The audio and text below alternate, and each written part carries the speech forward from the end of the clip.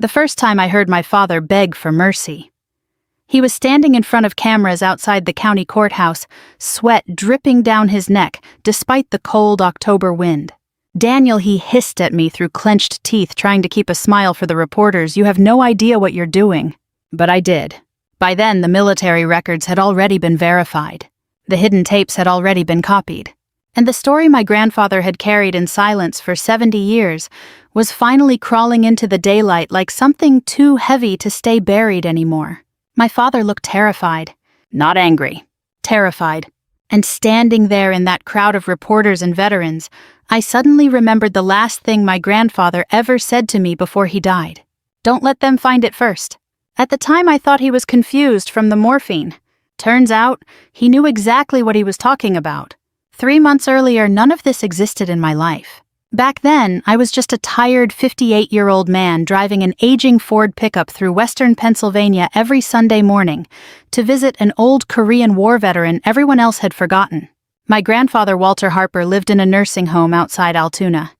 It wasn't the worst place in the world, but it wasn't far from it either. The wallpaper curled near the ceilings. The hallways smelled faintly like bleach and canned soup. Half the television sets were stuck on cable news 24 hours a day. The nurses did what they could. Most of them were kind. Overworked, but kind. Still, it wasn't where a man like Walter deserved to end up. Not after the life he'd lived. The sad thing was, if you met him, you probably wouldn't have noticed anything special at all. My grandfather was quiet. Not bitter, not angry, just quiet. He wore old flannel shirts buttoned to the top. He drank weak coffee. He folded newspapers neatly after reading them. He tipped waitresses too much and never complained about anything. If somebody thanked him for his military service, he'd nod once and change the subject. That was Walter Harper, a man who spent his whole life carrying things silently. My parents, on the other hand, treated him like an inconvenience that refused to die. My father, Richard Harper, owned a successful legal consulting firm near Pittsburgh. My mother spent most of her time at charity luncheons pretending to care about people she'd never speak to twice. They lived in one of those giant stone houses where nobody actually sat in the living room. And somehow over the years they convinced themselves that Grandpa Walter embarrassed them. Maybe because he never made much money. Maybe because he still talked like a working man. Or maybe because old age reminds certain people of things they'd rather not face. Whatever the reason, they stopped visiting him years ago. At first it was excuses. Work. Travel. Bad weather. Then eventually, nothing. No calls. No birthdays. No holidays. Nothing except me. Every Sunday I made the drive. Sometimes Grandpa and I barely talked for 10 minutes straight. We'd sit by the window in the common room watching birds land near the parking lot feeder. Other times he'd tell little stories. Never war stories. Just regular things. Fishing with his brother in 1952. His first Buick. The hardware store where he worked 30 years. The way my grandmother used to hum while washing dishes. Small memories. Quiet memories. The kind that disappear forever when somebody dies. One Sunday in November, I arrived earlier than usual because rain was coming down in sheets across Route 22. I found Grandpa sitting alone near the front window wearing his brown cardigan, waiting. I knew immediately what he was doing. "He coming?" I asked gently. Grandpa kept staring toward the parking lot. He said maybe he answered. That hurt worse than if he'd sounded angry, because there was still hope in his voice. My father never came. About an hour later, one of the nurses pulled me aside while Grandpa slept in his chair. "She worries me," I said quietly. The nurse gave me a tired look. "No," she answered softly, "he worries us." I frowned. "What do you mean?" She glanced toward the hallway before speaking. "Every Sunday morning he sits by that window waiting for family." She paused. "You're the only one who ever shows up." I didn't know what to say after that. A week later, the nursing home called me at 2:13 in the morning. By the time I arrived, Grandpa's breathing sounded shallow and uneven. The room was dark except for a small lamp near the bed. Rain tapped softly against the window. I sat beside him for nearly 3 hours. At one point, he opened his eyes halfway. Cloudy blue. Weak. But clear enough to recognize me. "Danny," he whispered. "I'm here, Grandpa." His hand trembled as he reached for mine. Then his fingers tightened surprisingly hard. "There's something hidden," he whispered slowly. "In the cabin." I leaned closer. "What cabin?" "The mountain cabin." His breathing rattled painfully. "Don't let them find it first." "Who?" But he never answered. A few minutes later, his breathing stopped. Just like that. No dramatic speech. No movie scene. Just silence. The nurse covered him carefully and rested her hand on my shoulder.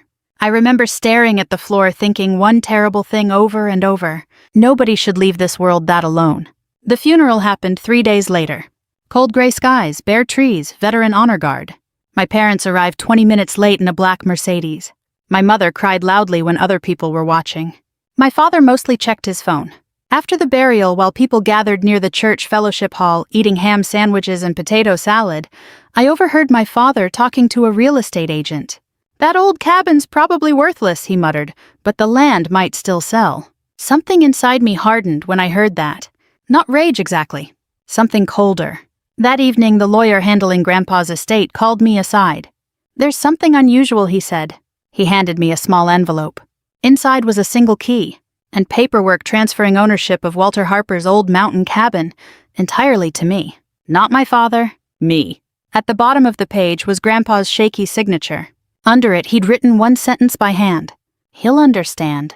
I didn't understand anything yet. But 3 days later, I packed my truck and drove toward the mountains of West Virginia, straight toward the secret my grandfather had protected his entire life. The road into West Virginia narrowed the farther south I drove. By the time I crossed the state line, the 4-lane highway had given way to winding mountain roads, lined with bare trees and old gas stations that looked untouched since the Reagan administration. Rain drifted across the hills in soft gray curtains. I kept hearing my grandfather's final words in my head. "Don't let them find it first." The strange thing was, Grandpa Walter had never been dramatic a single day in his life. He wasn't the type to invent mysteries, which meant whatever he'd hidden in that cabin mattered enough for him to carry it to his deathbed. I stopped once for coffee outside Clarksburg. The waitress called everybody hon and refilled my cup 3 times without asking. 2 old men argued about the Steelers near the counter while country music crackled softly through ceiling speakers. Normal life. Ordinary life. And meanwhile, I was driving towards something that already felt bigger than I understood. The cabin sat nearly 40 minutes off the main road, tucked deep into the mountains near an old trout stream Grandpa used to fish when I was a kid. The gravel driveway was half washed out from years of neglect. When I parked the truck, silence settled around me so completely I could hear water dripping from pine branches. The place looked smaller than I remembered. A 1-story cabin with faded green paint, a rusted tin roof, and a crooked front porch, leaning slightly to one side. One shutter hung loose beside the front window. Nobody had lived there full-time in years. Still, standing there brought back memories I hadn't thought about in decades. Summer evenings catching fireflies. My grandmother frying bacon in the tiny kitchen. Grandpa teaching me how to split firewood without smashing my fingers. Back then, the cabin felt safe. Now it felt like walking into somebody's unfinished confession. The front door groaned when I unlocked it. Cold air spilled out, carrying the smell of cedar wood dust, old paper, and faint traces of pipe tobacco. Nothing had changed. Not really. The same plaid sofa still sat near the stone fireplace. Old fishing magazines remained stacked beside Grandpa's recliner. A small radio rested on the shelf near the kitchen, exactly where he'd always kept it. It felt less like entering an empty building and more like stepping into a paused life. I stood there quietly for almost a full minute before moving. "You really kept everything," I muttered softly. Outside wind brushed against the trees. Inside the cabin answered only with silence. I spent the first few hours cleaning, mostly because I didn't know what else to do. I opened windows to let stale air out, swept dead leaves off the porch, tossed spoiled canned food from the kitchen cabinets. Every room carried little pieces of my grandfather, folded wool blankets, neatly labeled tool drawers, coffee tins filled with screws and nails, a stack of old letters tied together with twine. That part hit me harder than I expected. Most of the envelopes came from veterans organizations, reunion invitations, military newsletters, thank you letters from other old servicemen. Many were unopened. Not because Grandpa didn't care. I think he simply stopped believing his own life mattered enough to revisit. Late that afternoon, I found an old photograph tucked inside a Bible near the bedroom. 3 young soldiers stood together in winter uniforms somewhere overseas. One of them was Grandpa Walter. I barely recognized him. Young, sharp jaw, confident eyes, and unlike the quiet old man I knew, this version of him looked dangerous. On the back, somebody had written in faded ink, "Chosin Reservoir 1951. Underneath that, "Not all heroes came home." I stared at the photograph a long time. Growing up, my grandfather never talked about Korea. Not once. If anybody asked, he'd usually say something simple like, "Cold place," then he'd change the subject. That silence suddenly felt heavier now. Toward evening, I built a small fire in the stone fireplace. Rain tapped softly against the roof while flames cracked through dry cedar logs. For the first time since the funeral, exhaustion finally caught up with me. I sat in Grandpa's recliner holding a cup of coffee and listening to the cabin settle around me. That's when I noticed the scratches. At first, I thought they were marks from moving furniture. But the grooves along the wooden floor near the fireplace looked too deliberate. Long scrape marks, repeated. Like something heavy had been dragged back and forth many times. I leaned forward slowly. What the hell? The cast iron stove beside the fireplace looked older than the rest of the room. Massive thing, probably weighed 400 pounds. And suddenly I realized something strange. The scrape marks stopped directly beneath it. My pulse quickened. I set the coffee down and crouched beside the stove. Dust coated everything except one small metal edge near the floor. Recently touched. I reached down carefully and felt a hidden iron latch. For a second, I actually hesitated. Part of me wanted to leave it alone. Whatever Grandpa hid here had stayed hidden for decades. Maybe some secrets were supposed to stay buried. Then I remembered my father talking about selling this place before Grandpa was even cold in the ground. That thought hardened me again. I pulled the latch. A dull metallic click echoed beneath the floorboards. Then, slowly, part of the stone wall shifted inward. My stomach dropped. Behind the fireplace was a narrow, hidden doorway descending into darkness. Cold air drifted upward, carrying the smell of earth metal and something old. Very old. I grabbed the flashlight from my truck and stood at the top of the hidden stairs for nearly a full minute, listening to my own heartbeat. Jesus Christ, Grandpa. The steps creaked beneath my boots as I descended. The underground room wasn't large. Maybe 12 feet across. Concrete walls. Low ceiling. No windows. But the moment my flashlight swept across the room, I knew this wasn't some old storage cellar. Military crates lined one wall. Real military crates. Stamped markings. Government labels. Dates from the early 1950s.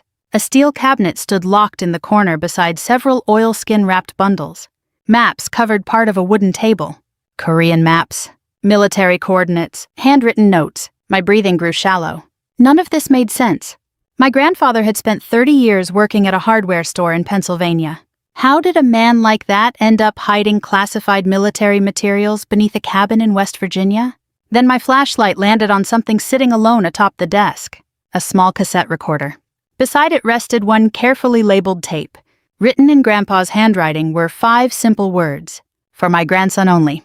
My hands actually shook as I inserted the cassette. For several seconds, static crackled softly through the tiny speaker. Then I heard his voice. Not the weak voice from the nursing home. A younger voice. Stronger. Steadier.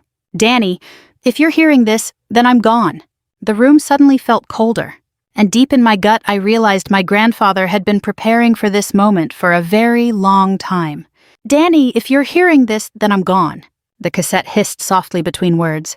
I sat frozen in that underground room beneath the cabin while my grandfather's voice echoed through the darkness like somebody speaking from another lifetime. Outside wind rattled branches against the roof overhead. "I suppose that means Richard didn't come," Grandpa continued quietly. He let out a tired little breath that almost sounded like a laugh. "No, I don't imagine he would." I swallowed hard. Even now after death, he still sounded more disappointed than angry. The tape clicked briefly. Then his tone changed. More serious. "What you're about to learn has been buried a very long time. Some men wanted it buried because they were ashamed. Others buried it because they were afraid." I looked around the hidden room again. Military crates, maps, government markings. Fear suddenly crept into me for the first time. Not curiosity anymore. Fear. "I never told you these things because I wanted you to have a peaceful life," Grandpa said. But peace built on lies doesn't stay peaceful forever. The tape ended abruptly. Just like that. No explanation. No details. Only silence. I sat there staring at the cassette recorder while cold air pressed around me. Then slowly I stood and began opening the crates. Inside the first one were stacks of military folders wrapped carefully in waxed paper. Official reports. Mission summaries. Names blacked out in heavy ink. Most were stamped. Classified. Some pages had obviously been damaged by age and moisture, but enough remained readable to make my pulse race. Again and again I saw references to January 1951. Northern Korea. Emergency extraction operation. Casualty suppression. One phrase appeared repeatedly. Unauthorized recovery mission. I didn't fully understand any of it yet. But one thing became painfully clear. My grandfather had not been an ordinary infantryman. Near the back of the room stood a steel filing cabinet locked with a rusted padlock. I used an old hammer from upstairs to break it open. Inside were dozens of cassette tapes arranged neatly by date. And photographs. Dear God, the photographs. Snow-covered mountains. Young soldiers carrying wounded men through blizzards. Burned vehicles abandoned beside frozen roads. One picture showed several exhausted Marines standing near makeshift stretchers. In the center stood my grandfather, younger than I'd ever seen him, holding a rifle, eyes hollow from exhaustion. On the back, someone had written, "Hell itself froze over here." I sank into the old wooden chair beside the desk. For most of my life, Grandpa Walter had seemed almost invisible to the world. Now, pieces of another man were emerging from the dark right in front of me. A man nobody had ever told me about. I listened to another tape. This one was different. Not a private message. More like a recorded testimony. "My name is Walter Harper," Grandpa said firmly. "Corporal, United States Army. Attached temporary support detail during the Chosin operation." A long pause followed. Then, "This statement is being recorded in case the truth never reaches the families." I felt chills crawl up my arms. He began describing the winter of 1950 during the Korean War. Temperatures dropping 30 below zero. Frostbite. Starvation. Chinese forces surrounding American troops. Men freezing to death in foxholes before sunrise. I'd studied some of it in school decades earlier, but hearing it from my grandfather's own voice made it feel horrifyingly real. Then he finally described the mission. An American convoy carrying wounded soldiers had been caught during a retreat near the Chosin Reservoir. Command ordered evacuation of surviving personnel only. Too many enemy forces. Too dangerous to return. But according to Grandpa, several wounded men had been left behind alive. One of them happened to be the son of a powerful United States senator. For a moment, the tape crackled with silence. Then Grandpa spoke more quietly. Command wanted the situation buried fast. Couldn't risk word spreading that Americans were abandoned. I leaned forward. "But we knew those boys were still alive," he continued. "We heard their radio calls ourselves." My chest tightened. Grandpa explained that official orders prohibited any rescue attempt. Too risky. Too costly. Mission over. Move south. Forget the dead. But 3 soldiers refused. Walter Harper, a Marine named Frank Delaney, and another soldier called Eddie Blackburn. Against direct orders, they returned into enemy territory during a blizzard to retrieve the wounded men. Listening to it, I could almost see them. 3 exhausted young Americans dragging themselves through snow and darkness because they couldn't live with leaving others behind. Grandpa's voice shook slightly as he described reaching the trapped soldiers. "They were freezing," he whispered, barely conscious. Some crying for their mothers. I closed my eyes. For several seconds, only static played through the recorder. Then came the line that stayed with me forever. "We brought back who we could. Not all. Who we could." The rescue succeeded partially. Several wounded men survived, including the senator's son. But 2 rescuers died during extraction. Frank Delaney froze to death after giving his coat to another soldier. Eddie Blackburn was shot covering their retreat. Grandpa survived, and because he survived, he carried the weight of it the rest of his life. The tape continued. When we returned, command ordered silence, said the mission never happened, said the country needed heroes, not scandals. I clenched my jaw listening. Those men risked everything to save abandoned Americans, and instead of honor, they were erased. Another tape revealed even more. The rescued senator's son eventually became a powerful federal judge. The military buried records to protect reputations. Families of the dead rescuers were told incomplete stories. No medals, no recognition, nothing. Just silence. I suddenly understood why Grandpa spent his life so quietly. He wasn't ashamed of what he'd done. He was exhausted from carrying it alone. Hours passed without me realizing it. Rain hammered the cabin roof overhead while I sorted documents across the underground table. Then I found something that changed everything again. A sealed envelope addressed in my father's handwriting. The date was from 1998. My hands tightened opening it. Inside was a short typed letter. "Dad, if you move forward with this, people far more powerful than either of us will get involved. Let it die peacefully. You cannot help those families anymore. You will only destroy what's left of this family. Richard." I stared at the page. My father knew. Not recently. Not accidentally. He had known for decades. Suddenly, dozens of old memories shifted inside my head. The arguments between Dad and Grandpa during holidays. The years they barely spoke. The tension nobody explained. This wasn't ordinary family resentment. My father had actively tried to stop him. A terrible sickness settled in my stomach. Had they abandoned Grandpa because they were embarrassed? Or because they were afraid of what he might reveal? I rubbed both hands across my face and looked around the hidden room again. All those years in the nursing home. All those lonely Sundays. And beneath this cabin sat enough evidence to shake powerful people. I finally understood what Grandpa meant. Don't let them find it first. Because somebody else already knew it was here.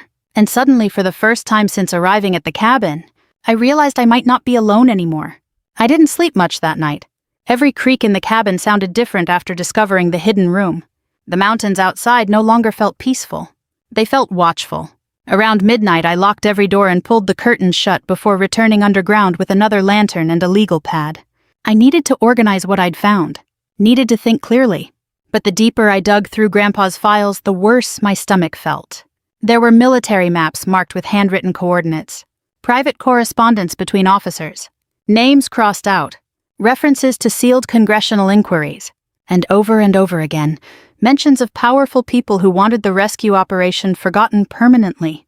At nearly 2 a.m, I found another cassette labeled, "Richard, if you ever decide to do the right thing." My father's name. I slid the tape into the recorder. For several seconds, only static played. Then Grandpa spoke. "Son, if you're hearing this, maybe there's still hope for you." I actually felt anger rise hearing how gentle his voice sounded. After everything my father had done, Grandpa still spoke to him with kindness. "You were a good boy once," Grandpa continued softly, "before ambition got inside you." I leaned back slowly in the chair. "When those men died in Korea, I promised their families the truth would come someday.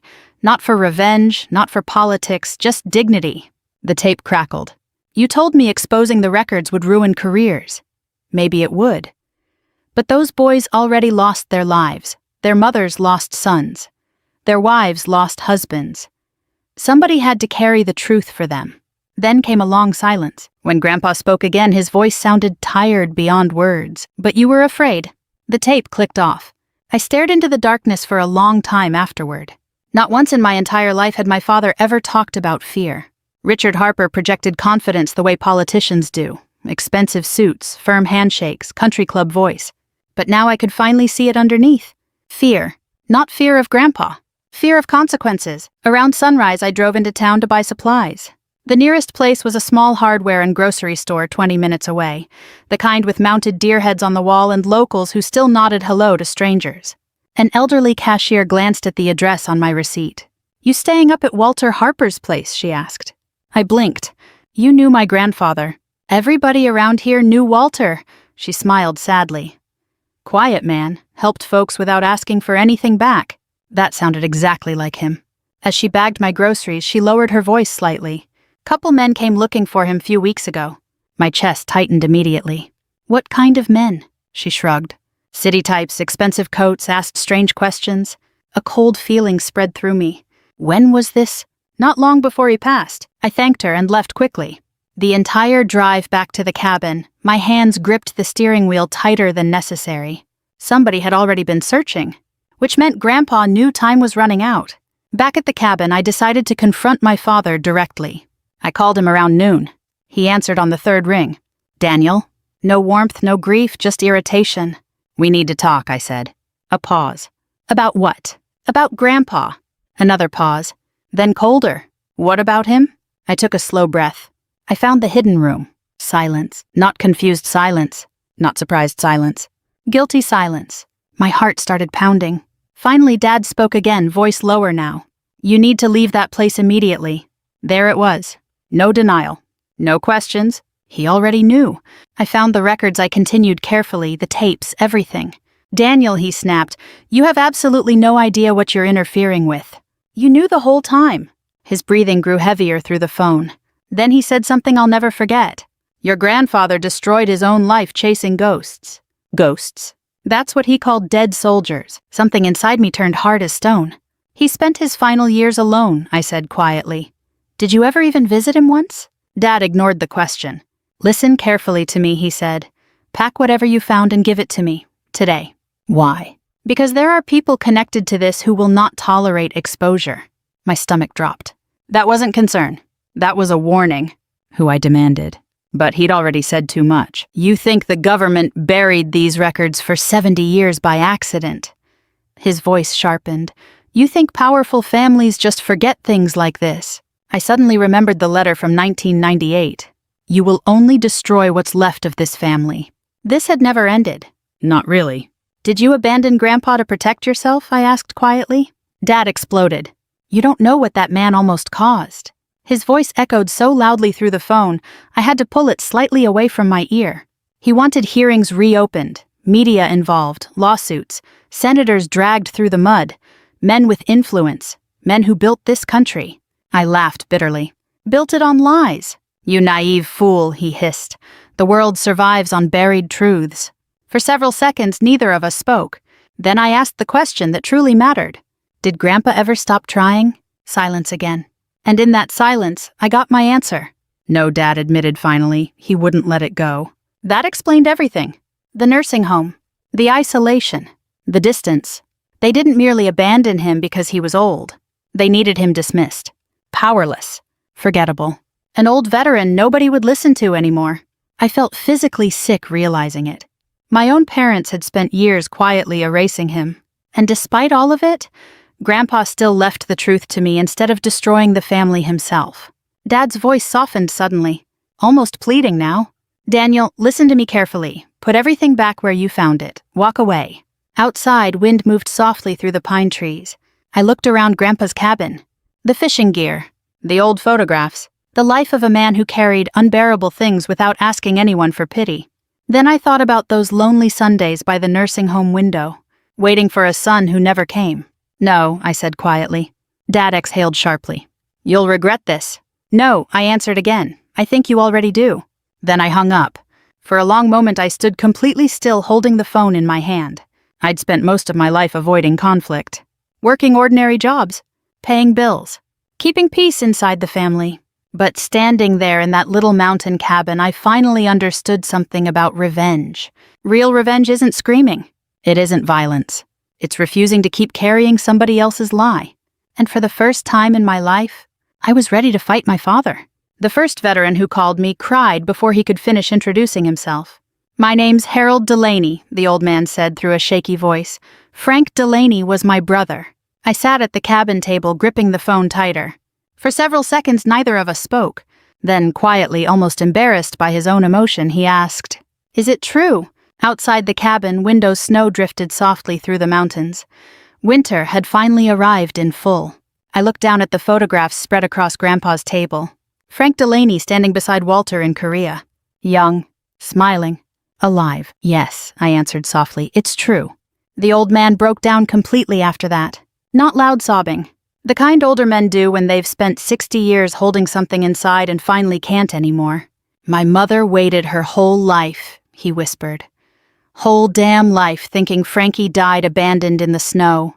I closed my eyes. That one sentence alone made every risk worth it. After my argument with Dad, I stopped trying to protect the family name. I contacted a military historian first, then a retired journalist from Pittsburgh who specialized in forgotten veterans' stories. At first, nobody believed me. Honestly, I couldn't blame them. An aging son claiming he discovered hidden Korean War documents beneath a mountain cabin sounded insane. But once they saw the evidence, everything changed. The historian nearly stopped breathing when I showed him the military files. These records were supposed to be sealed permanently, he muttered. The journalist asked only one question. Do you understand how big this could become? I thought about Grandpa sitting alone by the nursing home window. Yes, I answered quietly, I do. Within 2 weeks, reporters started calling constantly. Then veteran organizations. Then families. People who had spent decades believing incomplete stories suddenly realized somebody finally possessed the missing truth. And with every phone call, my anger shifted into something else. Responsibility. One snowy afternoon, I drove to Ohio to meet Harold Delaney in person. He lived alone in a small brick house filled with photographs and military memorabilia. He moved slowly with a cane, but his handshake still felt strong. The moment he saw the photograph of his brother Frank beside Grandpa Walter, tears filled his eyes immediately. "That idiot," he whispered affectionately, always trying to save everybody. We sat at his kitchen table for nearly 3 hours drinking weak coffee while he told me about Frank, how he loved baseball, how he played harmonica, how he enlisted at 19 because he thought it was the honorable thing to do. Then Harold looked at me quietly. "Your grandfather carried this all alone." I nodded. The old man stared toward the window for a long time before speaking again. "That's too heavy for one man." I think that was the moment I fully understood Grandpa's life. Not just the loneliness, the burden. Every family I contacted carried the same wound. Unanswered questions, incomplete stories, missing pieces, and all those years Walter Harper had been trying to give those families peace while powerful men worked to keep the truth buried. The first article ran 3 days before Christmas. Forgotten Korean War rescue may have been covered up for decades. By morning, every major news station in Pittsburgh had picked it up. Then national outlets followed. Suddenly, reporters crowded outside my apartment. Veteran groups demanded military review hearings. Families of dead servicemen began appearing on television holding faded photographs of young soldiers lost in Korea. And right in the middle of it all stood my father. At first, Dad denied everything publicly. These are exaggerated claims based on incomplete wartime records he told one local station. But the more evidence emerged, the worse things became for him, especially after journalists uncovered his long professional relationship with the late senator's family. That connection changed everything. Now it wasn't merely a forgotten war story. It looked like a 70-year political cover-up. One evening I watched my father on television defending himself outside his law office. He looked older suddenly, smaller. The confidence he'd worn my whole life was cracking under pressure. "Mr. Harper," one reporter shouted, "did your family intentionally silence Walter Harper?" No, Dad snapped immediately. Another reporter stepped forward. "Then why did you prevent him from speaking publicly in the 90s? Dad froze. Only for half a second, but long enough. That clip spread everywhere. For the first time in his life, Richard Harper looked afraid in public. My mother called me later that night crying. "You're destroying this family," she whispered. I almost laughed hearing it. Destroying. Number. The family was already destroyed the day they abandoned Grandpa in that nursing home. I didn't say that out loud, though. At my age, anger feels different than it did when I was young. Quieter. Heavier. "I'm not trying to destroy anybody," I told her calmly. "I'm trying to finish what Grandpa started." She cried harder after that. Part of me felt guilty. Another part remembered 70 years of silence. A few weeks later, the Army officially announced a review of the classified records. That's when everything truly exploded. More veterans came forward. One retired Marine in Arizona provided letters mentioning Walter's unauthorized rescue operation. Another surviving radio operator confirmed hearing desperate calls from stranded soldiers during the blizzard. The story was no longer deniable. And suddenly, Walter Harper, the quiet old man forgotten in a nursing home, became national news. The strangest part, Grandpa would have hated the attention. I knew that in my bones. He never wanted fame. Never wanted revenge. He only wanted the truth carried home to the families left behind. One snowy January morning, I visited the nursing home again. Not because I had to, because I needed to. The same nurse who'd cared for Grandpa recognized me immediately. "We saw him on television," she said softly. I looked confused. "Who?" "Your grandfather." She smiled gently. The veterans salute him now when his picture comes on. Something caught in my throat hearing that. The nurse walked me toward the window where Grandpa used to sit every Sunday waiting for family. "You know," she said quietly, "he never complained about them." Them. My parents. He just kept saying maybe next week. That nearly broke me. I stood there staring out at the snowy parking lot, imagining him waiting year after year for people who chose comfort over love. Then suddenly I understood something important. The real tragedy wasn't merely the war. It wasn't even the cover-up. It was what silence does to people over time. How it slowly teaches decent men they deserve to carry pain alone. That afternoon as I left the nursing home, several older veterans sitting near the entrance stopped me. One of them, a gray-haired Marine wearing a Korea veteran cap, stood slowly and saluted. Not me. My grandfather. And in that quiet moment, standing beneath the cold Pennsylvania sky, Walter Harper finally came home. The ceremony took place on a cold April morning at Arlington National Cemetery. I remember standing there beneath a pale gray sky, watching rows of white headstones stretch across the hills like silent witnesses. Bugles echoed softly through the wind. Veterans stood shoulder to shoulder in pressed uniforms, despite aching knees and canes, and old wartime injuries they still carried 50, 60, 70 years later. And at the center of it all was my grandfather, Walter Harper. The quiet old man abandoned in a nursing home. The man my parents tried to erase. The man who spent most of his life believing the country had forgotten him. Now soldiers saluted his name before the entire nation. I stood near the front holding the folded program with trembling hands, while an army officer stepped toward the microphone. For extraordinary courage during the Korean War. The words washed over me slowly. Not because I wasn't listening, because part of me still couldn't believe any of this was real. A military honor guard carried Grandpa's photograph beside the podium. It was the same picture I'd found hidden in the cabin underground. Young Walter. Winter uniform. Sharp eyes staring into history. For decades, that photograph sat buried in darkness beneath a fireplace. Now cameras flashed around it. The officer continued reading the official statement. How Corporal Walter Harper voluntarily returned into hostile territory to recover wounded American servicemen. How multiple lives were saved. How acts of bravery had been omitted from official records. And finally, how this nation regrets the delay in recognizing that sacrifice. Regrets the delay. 70 years. Still, hearing it mattered. Beside me, Harold Delaney wiped tears from his cheeks openly. At his age, he no longer cared who saw him cry. Neither did I. When the medal presentation ended, several younger soldiers approached quietly asking about Grandpa. Not the scandal. Not the politics. Him. What kind of man he was. I thought about that for a moment before answering. He was the kind of man who carried painful things so other people wouldn't have to. One of the soldiers nodded slowly like he understood exactly what that meant. After the ceremony, reporters tried surrounding me again. But I was tired of cameras by then. Tired of headlines.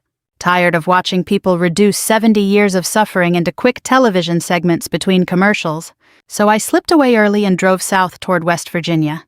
Toward the cabin. The mountains were turning green again by the time I arrived. Dogwoods blooming. Creeks running high from spring rain. For the first time since Grandpa's death, the place felt peaceful again. Not haunted. Just quiet. I unlocked the front door and stepped inside slowly. The cabin still smelled like cedar wood and old coffee. Sunlight streamed softly through the windows. And suddenly I could almost imagine Grandpa sitting there again in his recliner listening to baseball on the radio. Not as a tragic old man. As himself. I spent several days cleaning and repairing the place properly. New roof panels. Fresh paint. Fixed porch steps. Nothing fancy. Grandpa wouldn't have wanted fancy. One afternoon, Harold Delaney visited carrying a tackle box and a 6-pack of cheap beer. We sat on the porch for hours talking about old-age war movies, arthritis, and how young people drive too fast nowadays. Ordinary conversation. Comforting conversation. At one point, Harold looked around the cabin quietly. "You selling it?" I shook my head. "Number." "What then?" I looked toward the trees for a long moment before answering. I think Grandpa would have wanted it used. That idea stayed with me. Used. Not hidden away. Not turned into vacation property for rich tourists from the city. Useful. By summer, I started working with a local veterans organization to convert the cabin into a small retreat for aging veterans who needed temporary housing or simply a quiet place to recover. Nothing huge. Just a peaceful refuge in the mountains. Fishing. Coffee. Silence. Dignity. The kind of place Grandpa himself would have loved. Volunteers came from all over. Retired carpenters. Church groups. Veterans. Even a few young college kids who said the story inspired them. Funny how truth spreads once fear stops choking it. My parents never fully recovered from the scandal. Dad's law firm lost clients. His reputation cracked permanently. We spoke only once after the Arlington ceremony. He called late at night. For several seconds, neither of us said anything. Then quietly, in a voice smaller than I'd ever heard before, he asked, "Was he proud of me before all this?" The question caught me off guard. Not defensive. Not angry. Just broken. I thought about Grandpa waiting by that nursing home window every Sunday, still hoping his son would walk through the door. "Yes," I answered honestly, "I think he always wanted to be." Dad started crying softly after that.